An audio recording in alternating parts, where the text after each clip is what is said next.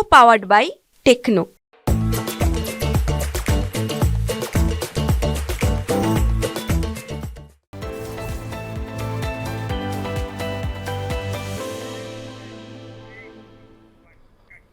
Buzzing stocks यहाँ पर हम बात करते हैं ऐसे शेयरों की जहाँ पर होती हैं खबरें, खबरों के चलते देखने को मिलता है एक्शन। क्या होना चाहिए आपका रिएक्शन, ये बताएंगे राजेश जी, खबर बताएंगे हम, और इन खबरों पे क्या रणनीति होनी चाहिए ये तय करेंगे आप। बाय करें, होल्ड करें, सेल करें, ये आपको निर्णय खुद लेना है। चलिए एक एक करके कंपनी स्क्रीन पर लेकर के आते हैं और देखते हैं वहाँ पर क्या कुछ घटित हो रहा है और वहाँ क्या करना चाहिए। एऑन एक्सचेंज पे आपको बता दें कि अदानी पावर से कंपनी को 161 करोड़ रुपए का ऑर्डर मिला है और इसी के चलते आज मोमेंटम में है। और ये जो ऑर्डर मिला है वो वाटर ट्रीटमेंट, एनवायरनमेंट मैनेजमेंट के लिए कंपनी को ये ऑर्डर मिला हुआ है। आपको बता दें अदानी पावर के रायपुर और रायगढ़ इन दो प्लांट के लिए कंपनी को ये ऑर्डर दिया गया है और अगले 18 महीने में कंपनी इस ऑर्डर को कंप्लीट करेगी। और उसी के चलते आपको बता दें कि ऑन एक्सचेंज में आज अच्छी तेज़ी देखने को मिल रही थी। अभी अगर हम देखें तो अच्छी खासा मोमेंटम 4.5% की अब मजबूती देखने को शेयर के अंदर देखने को मिल रही है। ये ऑन एक्सचेंज में जब हमने खबर बनाई थी तो करीब 2% के आसपास की बढ़त देखने को मिल रही थी। सर ये ऑन एक्सचेंज एक नया ऑर्डर, क्या कुछ सलाह रहेगी आपकी? तो देखिए स्टॉक में देखें तो आज हायर साइड से जरूर दबाव देखने को मिला। स्टॉक काफी समय से कंसोलिडेशन देखने को मिला है दायरे में। आज वॉल्यूम टिक काफी बड़े देखने को मिले हैं। हमें लगता है यहाँ पे 720 का लेवल इंपॉर्टेंट है। 720 के लेवल को क्रॉस करेगा तो एक बड़ी तेजी यहाँ पे बन सकती है, जो कि स्टॉक को 800 की तरफ, 820 830 की तरफ भी लेके जा सकती है। तो यहाँ पे बने रहने की सलाह है जिनके पास भी पोजीशन है। जिस तरीके से स्टॉक में एक लॉन्ग टर्म चार्ट पे एक स्ट्रेंथ है, हमें लगता है यहाँ पे जो सपोर्ट बने हुए करीब 630 के आसपास के, जब तक ये इसके ऊपर है पॉसिबिलिटी है कि 860-70 के टारगेट शॉर्ट टर्म में दिखाता हुआ दिखे। जी चलिए, तो ये बात रही ऑन एक्सचेंज को लेकर के। अगली कंपनी लेकर के आइए। बहुत सवाल आते हैं इस पर, आज भी बहुत सारे सवाल आए लेकिन हम चर्चा नहीं कर पाए। इरिडा पर क्या कुछ खबर है जरा लेकर आइए स्क्रीन पर। क्यूआईपी के जरिए 4500 करोड़ रुपए जुटाने को लेकर के डीआईपीएम की तरफ से अब मंजूरी मिल गई है इरिडा की। और इरिडा को क्यूआईपी के जरिए करीब 7% हिस्सा बेचने की तैयारी कंपनी कर रही है। आपको बता दें सरकार की करीब 75% के आसपास की हिस्सेदारी इरिडा के अंदर मौजूद है और कंपनी में सरकार की करीब 75% हिस्सेदारी है, जो कि हम आपको बता रहे थे। और विस्तार योजनाओं पे कंपनी जो है ये जो है अपना निवेश जो है वो खर्च करेगी, खासतौर से जो कर्ज वितरण कंपनी को बढ़ाना है उसके लिए। एक साल के अंदर 281% का रिटर्न यहाँ पर देखने को मिला है। 32 रुपये का शेयर कहाँ से कहाँ पहुँच गया और आज हम देख रहे हैं 4.5% के आसपास की बढ़त देखने को मिल रही है। सर इरिडा पे आपकी टिप्पणी क्या होगी? अब 1% ऊपर 229 230 के आसपास, बहुत लोग जो है वो 300 के आसपास भी ले रखे हुए हैं, 280 290 पे। आपकी सलाह क्या रहेगी, अभी क्या करना चाहिए? इरिडा होल्ड करके रखें? तो देखिए स्टॉक एक कंसोलिडेशन में देखने को मिला और यहाँ पे बने रहने की सलाह रहेगी। 215 का स्टॉप लॉस रखे हैं जब तक ये इसके ऊपर बना हुआ है। हमें लगता है कि पॉसिबिलिटी है स्टॉक 250 के लेवल को क्रॉस करने में कामयाब हो। अगर वो कामयाबी मिलती है 250 के ऊपर तो फिर स्टॉक में हमें नेक्स्ट टारगेट 285 से 295 की तरफ भी आते हुए दिख सकता है। तो पोजीशन है जिनके पास नजरिया थोड़ा बड़ा है तो बने रहे 215 के स्टॉप लॉस से। हमारे साथ अब जुड़ गए हैं अरुण केजरीवाल जी। बहुत दिन से, पूरे हफ्ते से लोग कह रहे थे कि आईपीओ बाजार में इतनी हलचल चल रही है, अरुण जी को बुलाइए, अरुण जी को बुलाइए।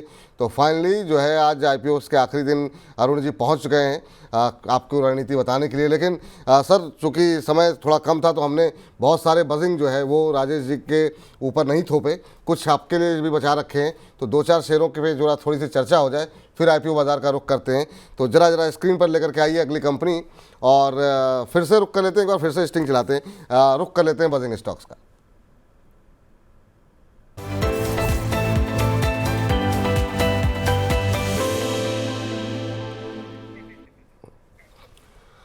चलिए तो फटाफट जरा नजर डाल लेते हैं इन शेयरों पे, क्योंकि खबरें बहुत अच्छी अच्छी आ रही हैं। और अब से थोड़ी देर पहले एनटीपीसी पे आज हम देख रहे हैं काफ़ी मोमेंटम बना हुआ है। क्या कुछ खबरें हैं जरा स्क्रीन पर लेकर के आइए।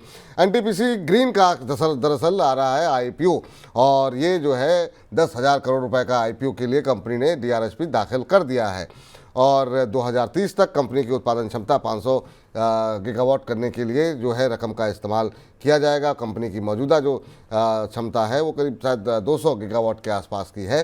तो इसको उत्पादन बढ़ाने के लिए कंपनी जो है ये अपना आईपीओ लेकर के आ रही है और कंपनी के शेयर में आज 3.5% से ज़्यादा की मजबूती है। थोड़ी देर पहले आपको रिकमेंडेशन भी टेक्निकल आधार पर मिली है। फंडामेंटली ज़्यादातर देखते हैं यहाँ पर अरुण जी आप कैसे देख रहे हैं एनटीपीसी की अब एक और बड़ा आईपीओ आ रहा है सर 10,000 करोड़ रुपए का, कैसे देख रहे हैं इसे आप? देखिए, अच्छी खासी इसमें पिछले 2 दिन से एक मूवमेंट आया है, ब्रेकआउट भी आया है, शेयर में एक गिरावट भी देखने को मिली। दो चीज कह सकता हूं कि देखिए, इशू की साइज बड़ी होगी, इसमें ऐसा माना जा सकता है कि कंपनी में एक शेयर होल्डर का रिजर्वेशन भी होगा। तो अगर आप इसमें निवेशित नहीं है तो कम से कम 10 शेयर ले लीजिए। तो वो जो शेयर होल्डर कोटा में जो एक प्रेफरेंशियल अलॉटमेंट मिलता है, जैसे कि बजाज हाउसिंग में भी लोगों को मिला, अगर वो बजाज फाइनेंस और बजाज फिनसर्व के शेयर होल्डर थे, तो वैसा एटलीस्ट आपको एक मौका मिलेगा। शेयर लगने की कोई गारंटी नहीं है। ये रिन्यूएबल एनर्जी के लिए ये कंपनी पैसा जुटाएगी और बड़े साइज का आईपीओ है। तो मेरे ख्याल से आने वाले समय में ये शेयर पॉजिटिव ट्रेड करेगा और ये इवेंट के लिए जो आगे जाकर आपको एक चांस मिल सकता है इस नई कंपनी के शेयर मिलने के लिए, तो शेयर धारक अवश्य बन जाइए। शेयर धारक अवश्य बन जाइए, ये फिलहाल आप लोगों के लिए राय है एनटीपीसी को लेकर के, क्योंकि जब आईपीओ आएगा तो आपके पास एक दूसरा विकल्प भी होगा कि आप अप्लाई कर सकते हैं कोटा के जरिए। चलिए अगली कंपनी लेकर के आइए और फर्स्ट क्राई के बारे में बातचीत कर लेते हैं। फर्स्ट क्राई पे क्या कुछ खबरें निकल करके आई हैं। फर्स्ट क्राई पे आपको बता दें इंटरनेशनल ब्रोकरेज फर्म्स की तरफ से शेयर की रेटिंग और लक्ष्य में बढ़ोतरी की गई है। क्या कुछ बढ़ोतरी की गई है जरा वो भी देख लेते हैं और कौन कौन सी फर्म्स है। तो यहाँ पर आपको बता दें कि मॉर्गन स्टैनले की तरफ से शेयर पर जो है लक्ष्य और जो है मॉर्गन स्टैनले ने ओवरवेट रेटिंग के साथ लक्ष्य को बढ़ाया है। ये फिलहाल सलाह यहाँ पर निकल करके आ रही है। इसके अलावा मॉर्गन स्टैनले का मानना ये है कि FY27 में 16% के आसपास की दर से आय बढ़ने की उम्मीद है।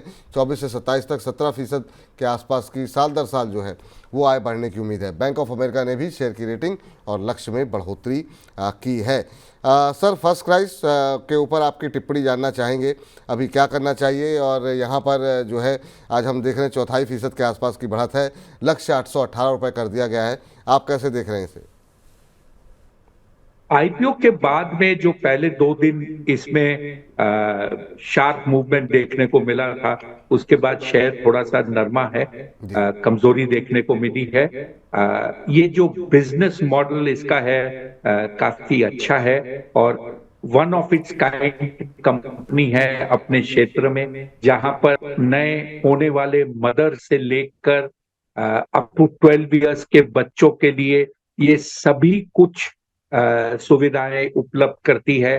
तो कंपनी के पास में बहुत बड़ा बिजनेस बास्केट है, कई सारे एसकेयूज हैं, प्रोडक्ट्स हैं और इसकी जो बढ़त सेल्स में देखने को मिल रही है वो इसके कंटिन्यूअस आउटलेट्स बढ़ रहे हैं, ऑनलाइन प्रेजेंस भी है और ये मल्टी चैनल के थ्रू ये काम करता है। अगर आप लॉन्ग टर्म निवेशक हैं तो इसमें निवेश कर सकते हैं और ये ध्यान रखिए ये ऐसी कंपनी नहीं है जहां पर क्वार्टर टू क्वार्टर आपको ग्रोथ मिलेगा, सीजनैलिटी भी फैक्टर कुछ होता है। कुछ इसके अंदर में जब फैशन बदलता है तब भी इसके सेल में बदलाव आता है। तो क्वार्टर टू क्वार्टर एक वो टारगेट लेके न चले कि इसमें ग्रोथ कम आई ज्यादा आई, मुझे निकल जाना चाहिए। ठीक सर, ये फिलहाल राय यहाँ पर फर्स्ट क्राई के ऊपर निकल करके आ रही है। अगली कंपनी लेकर के आइए और वो है पेटीएम। पेटीएम जो है लगातार खबरों में बना रह रहा है और आज भी यहाँ पर खबरें यहाँ पर हैं। आपको बता दें कि पेटीएम पे खबर ये है कि पेमेंट एग्रीगेटर लाइसेंस के लिए जल्द अप्लाई कर सकती है पेटीएम। ये अपडेट यहाँ पर निकल करके आ रही है। लगातार इसको लेकर के जो है अगस्त में पीपीएसएल को निवेश के लिए सरकार से मंजूरी जो है वो हालांकि मिल गई थी। शेयर ने कल जो है 703 रुपये का उच्चतम स्तर छुआ, आज दबाव में है। 2.5-3% से ज़्यादा की गिरावट यहाँ पर देखने को मिल रही है। मई 2024 में शेयर ने 310 का 52 हफ्तों का निचला स्तर छुआ था और शेयर में आज करीब 6.5% की तक की गिरावट थी। वहाँ से रिकवर हुआ है 653 तक का लेवल। सर क्या करना चाहिए, क्या एक बार के लिए इस गिरावट में एंट्री ले सकते हैं क्या, या दूर रहने की ही सलाह रहेगी पेटीएम में? देखिए, शेयर में जो नेगेटिव न्यूज थी लिस्टिंग के बाद लगातार शेयर मेरे ख्याल से 400 रुपए के नीचे भी चला गया था। उसके बाद में उसका जो एक तरह का ये डिपॉजिट रखने का जो लाइसेंस था, पेटीएम एक ऐप के जरिए पैसा पेमेंट करती थी, वो भी जब्त हो गया था। अब वापस धीरे धीरे ये जो कंपनी के जो कारोबार हैं वो वापस आ रहे हैं। मुझे लगता है कि मीडियम टू लॉन्ग टर्म के लिए इस कंपनी में निवेश किया जा सकता है, लेकिन शॉर्ट टर्म में आपको इसमें उतार चढ़ाव कुछ ज्यादा देखने को मिलेगा, क्योंकि शेयर की जो पब्लिक होल्डिंग है, खास करके खुदरा शेयर होल्डर में, वो बहुत ज्यादा है। तो 20-25 रुपए का मूव होने से भी इसमें बिकवाली और खरीदारी शुरू हो जाती है। मध्यम से लंबी अवधि के लिए पैसे लगाने हैं, बहुत छोटी अवधि के लिए जो है थोड़ा रिस्की है, क्योंकि वोल्टिलिटी जो है यहाँ पर काफ़ी ज़्यादा रहती है। चलिए अगली कंपनी स्क्रीन पर लेकर के आइए फटाफट और देखते हैं वहाँ पर क्या कुछ गतिविधियाँ हो रही हैं, और वो है एबी कैपिटल। एबी कैपिटल में सुबह बड़ी अच्छी तेजी थी, फिर सुस्ती आ गई। एबी फाइनेंस के साथ एबी कैपिटल के विलय को आरबीआई की तरफ से अब मंजूरी दे दी गई है। इसके अलावा आपको बता दें, विलय को आरबीआई की मंजूरी पर कंपनी ने शेयर बाजार को ये जानकारी दी है कि इस पर मंजूरी मिल गई है। 18 सितंबर को आरबीआई से कंपनी को, यानी कल जो है, यही मंजूरी मिली है। खबर के बाद शेयर में काफ़ी उतार चढ़ाव देखने को मिल रहा है, शुरुआती दौर में तेज़ी और अब दबाव देखने को मिल रहा है। सर एबी कैपिटल, इस मर्जर को किस तरीके से, मर्जर की खबर को किस तरीके से आप देख रहे हैं, और इसका क्या असर भविष्य में आता हुआ दिखाई देगा? अब हरे निशान में दोबारा लौटा है, आधे फीसद की मजबूती, 228 का लेवल। देखिए, ये शेयर जब से लिस्ट हुआ था तब से इसका प्रदर्शन थोड़ा सा निराशाजनक रहा है। अब धीरे धीरे ये कंपनी वापस उभर कर आ रही है। लंबे रेस का घोड़ा है, क्योंकि ये आदित्य बिरला ग्रुप का एकमात्र ऐसा कंपनी है जो फाइनेंस में है। प्रदर्शन अच्छा हो रहा है, और ये जो एक उसे आरबीआई से मंजूरी मिली है, इससे कंपनी के बिजनेस प्रोस्पेक्ट्स में और बड़ा एक इजाफा हो सकता है। तो मेरे ख्याल से लॉन्ग टर्म के लिए ये कंपनी में निवेश किया जा सकता है। आप आज करें या 2-4 दिन बाद करें, कुछ फर्क नहीं पड़ता, बट लंबे रेस का ही ये एक घोड़ा है। शॉर्ट टर्म ट्रेडिंग में पता नहीं आप कितने सक्सेसफुल होंगे इस कंपनी में। चलिए, तो फिलहाल ये आदित्य बिरला कैपिटल के लिए राय निकल करके आ रही है।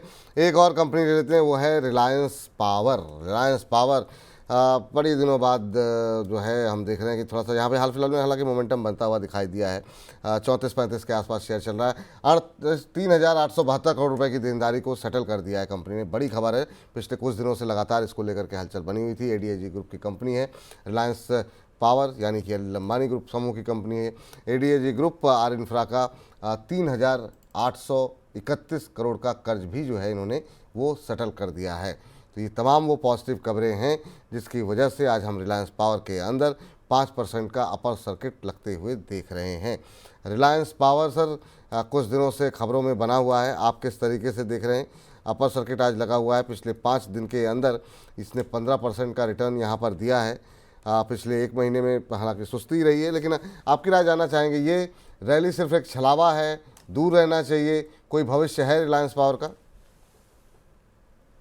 विपुल जी, आपने कई सवाल एक साथ पूछ लिए हैं, लेकिन 2-3 चीज जो साफ है, ये एक मोमेंटम स्टॉक है, इसकी इक्विटी बहुत बड़ी है, लोगों को इसमें ट्रेड करने में बहुत मजा आ रहा है, और इसकी ट्रेडिंग होती है 25-50 हजार शेयर की मात्रा से निवेशक ट्रेड करता है।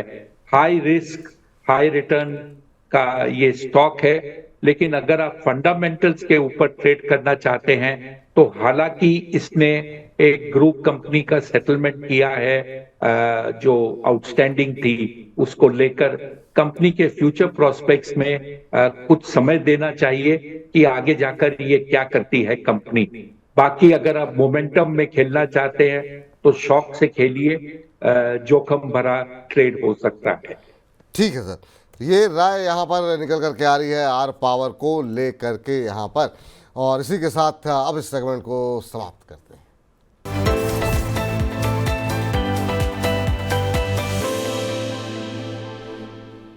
को पावर्ड बाय टेक्नो।